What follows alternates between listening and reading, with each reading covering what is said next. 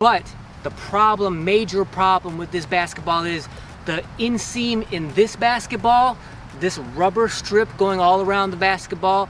Initially, when the basketball is really new, completely brand new, it's slippery. That's never happened with a Wilson basketball with me before. I've never experienced a Wilson basketball that has slippery inseams in its grip channels. Now, like I said with my original review of specifically this basketball, maybe once you break this basketball in over a few weeks or a few months, maybe these rubber inseams will break down a little bit and not be as slick and therefore not as slippery. But at least very brand new, this basketball feels completely slippery in these inseams, and to me that's not really acceptable. That's not something that you should have to deal with when it comes to having a brand new basketball. Now, don't get me wrong, there is they are rubber and they do feel a little bit of rubbery on your fingertips, but because they're so slick, because it's so flat and slick, it's just not acceptable how actually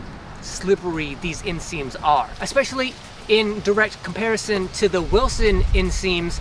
These inseams are actually better than any other Wilson basketball that I can remember or think of, especially composite Spalding basketballs. The inseams on here are just exactly what you would want for an inseam on a grip channel on a basketball. I can palm this basketball easily because of the stickiness of these inseams. I cannot do that with this Wilson. It just won't stick because the inseams are slippery, and that's not a problem that you should have with any basketball.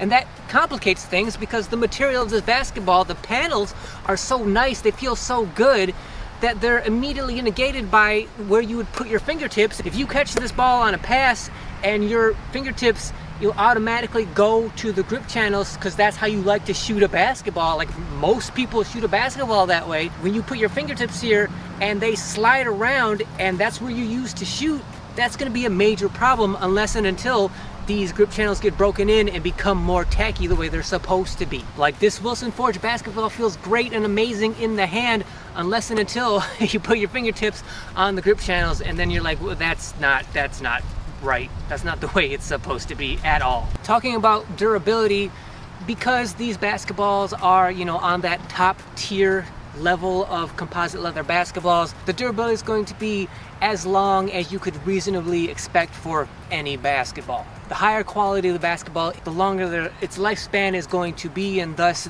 since these basketballs are both on that top tier, they're going to last you as long as you could possibly reasonably expect. Factoring that into the value of each basketball, both these basketballs are about $40 in 2024, and to me that makes sense because, like I said, right, the TF series on the leather end of the spectrum, the Forge series on the rubber end of the spectrum. This is the highest level, this is the lowest level. They come together right in the middle of that composite leather spectrum.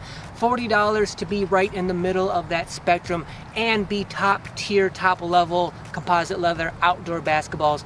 $40 for each basketball, I think, is exactly the right price. So these basketballs are very comparable to each other. As you can probably tell, I do have a pretty big beef with this Forge basketball, that beef being these unacceptable grip channels. Whereas not only do I not have a beef with the Spalding TF-250, but I'm actually pleasantly surprised by it. The problem in the conundrum comes into play where this basketball just feels so good.